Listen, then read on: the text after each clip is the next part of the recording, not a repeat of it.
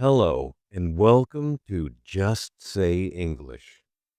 I'm Ramo, and today I want to talk with you about something that almost everyone struggles with at some point: how to talk to anyone with confidence. This episode is going to be long, relaxed, and practical. So get comfortable, grab a cup of tea, and let's begin. Part 1: a story we all know too well. Let me start with a story from my own life. I once attended a big social event. It was full of people, laughter, conversations everywhere. At one corner of the room, a group was talking about a subject I actually know a lot about. My brain was buzzing with ideas.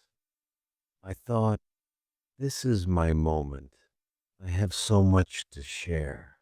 But here's what happened. Instead of joining in, I froze. Thoughts started racing. What if I interrupt? What if I sound silly? What if they don't want me in their group? My mouth stayed shut. I smiled. I nodded, but I didn't say a single word. Later that night, I felt disappointed in myself. I kept thinking, why didn't I just try? Even a small sentence would have been enough. Maybe this has happened to you too. You want to speak, but the voice in your head stops you. And the truth is, this happens not only in parties or events. It can happen at work, in classrooms, even in online meetings.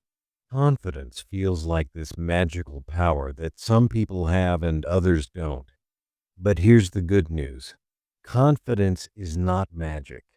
It's a skill, and any skill can be learned and practiced. That's exactly what we're going to do today. By the end of this session, you'll have practical strategies, ready to use phrases, and a clear idea of how to prepare your mindset so you can talk to anyone with ease. Part 2: preparing your mindset. Before we even talk about what to say, let's talk about how to feel. Confidence begins before a single word leaves your mouth. Body language. When you walk into a room, how you carry yourself matters. Stand tall. Keep your shoulders relaxed but back, and let your chin rest naturally, not too high, not too low.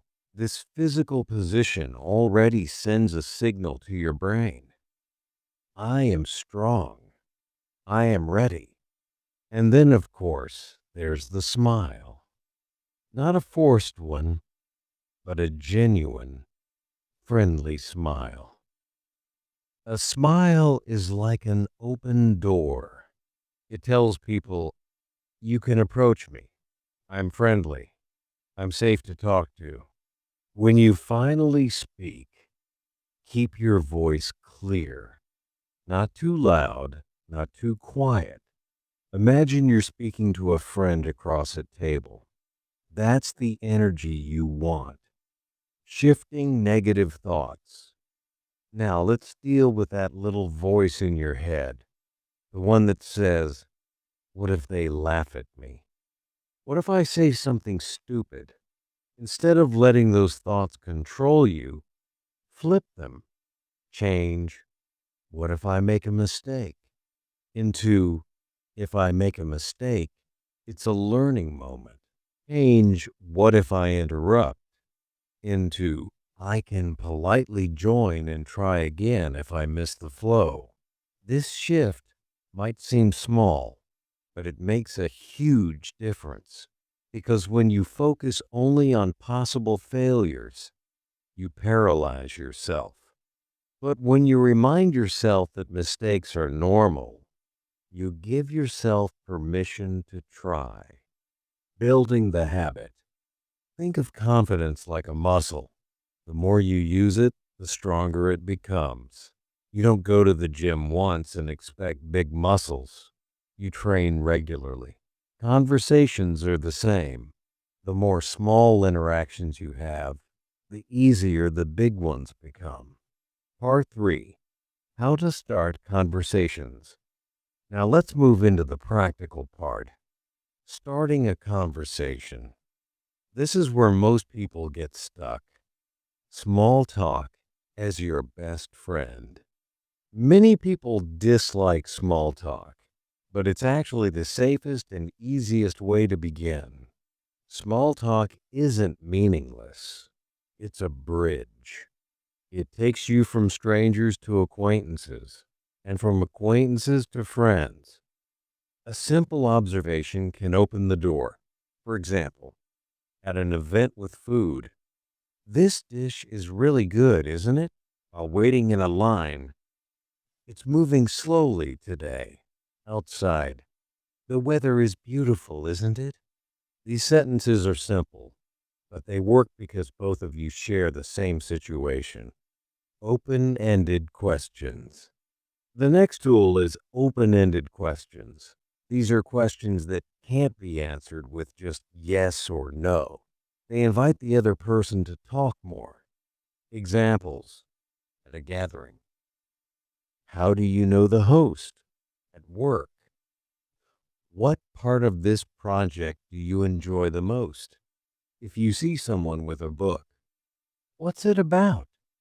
Notice how these questions allow the person to expand. That's how conversations grow. Compliments.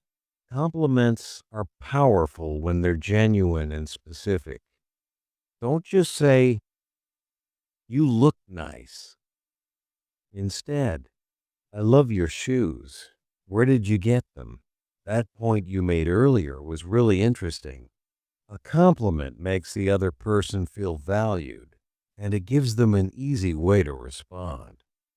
Offering help or asking for help. Connection often begins with simple kindness. If someone looks like they need a hand, you can say, "Can I help you with that?" Or if you need information, ask politely, "Excuse me, do you know where the restroom is?" These short exchanges often grow into longer conversations. Part 4. Keeping the conversation alive. Okay, so you've started. What now? How do you keep it from dying in awkward silence? Listen and ask follow-up questions. The number one rule is to listen, really listen, and then ask about what they just said. If someone says, "I just got back from a trip," you could respond, "Where did you go? What was the best part?" If they say, "I'm working on a new project at work," you can ask, "What kind of project is it?" Or, "What's the most challenging part?" This shows interest and keeps the flow natural. Share, but keep it balanced. Conversations aren't interviews. You don't just ask questions, you also share. But keep it short. For example, if they say, "I love reading," you can say, "Oh, me too. I recently read a book about space exploration." What kind of books do you usually enjoy? You're adding your piece, but you return the ball back to them. Reactions that show engagement. Use small reactions. "Wow, really? That sounds fun." "I see what you mean." These small phrases show that you care about their words. Show empathy. If someone shares frustration, you can say, "That must be tough," or, "I can see why that would be annoying." This makes people feel understood. Part 5. Mistakes to avoid. Sometimes it's easier to learn by seeing what not to do. Here are some common mistakes. Over-explaining or apologizing too much. For example, "I'm sorry. I know this might sound stupid. I just thought maybe stop. Say your idea clearly and trust that it's enough. Talking only about yourself. A conversation is like playing catch. If you throw the ball without letting the other person throw back, it's not fun. Avoiding eye contact. Too little eye contact makes you seem uninterested. Too much makes it uncomfortable. Find a natural balance. Look when they're speaking and look when you're speaking. Forgetting to actually listen. Don't just wait for your turn to talk. Be present. Part 6. How to end a conversation confidently. Ending is as important as starting. You don't want to leave things awkward. Here are some smooth ways. I should get going now, but it was great talking to you. I really enjoyed our conversation. Let's catch up again soon. It was nice meeting you. Have a great day. Simple, polite, and positive. Part 7. Practice exercises for you. I don't just want you to listen. I want you to practice. Here are 3 small exercises. Mirror practice. Stand in front of a mirror, smile, and say 3 different conversation starters. For example, it's a nice day today. That's an interesting book you have. How do you usually spend your weekends? Daily micro conversations. Challenge yourself to talk to one stranger every day. It could be the cashier, a colleague, or someone in line. Even a single sentence counts. Follow-up drill. Pick a simple sentence like, I went to the park yesterday. Practice asking 3 follow-up questions. What did you do there? Who did you go with? Did you enjoy it? These small steps train your brain and reduce fear over time. Part 8. Final recap and motivation. So, what have we learned today? Confidence starts with body language and a positive mindset. Starting a conversation is easier with small talk, open-ended questions, compliments, and kindness. Keeping it alive depends on listening, asking follow-ups, and balancing sharing with asking. Avoid common mistakes like over-explaining, dominating, or avoiding eye contact.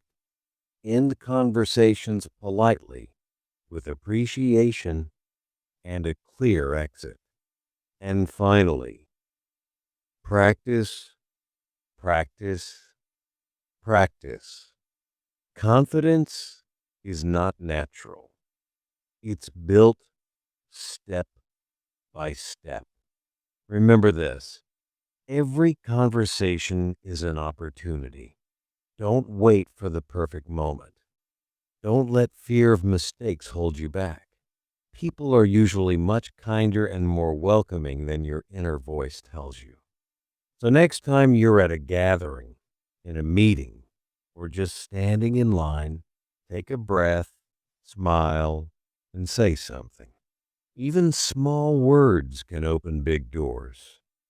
Thank you for spending this time with me.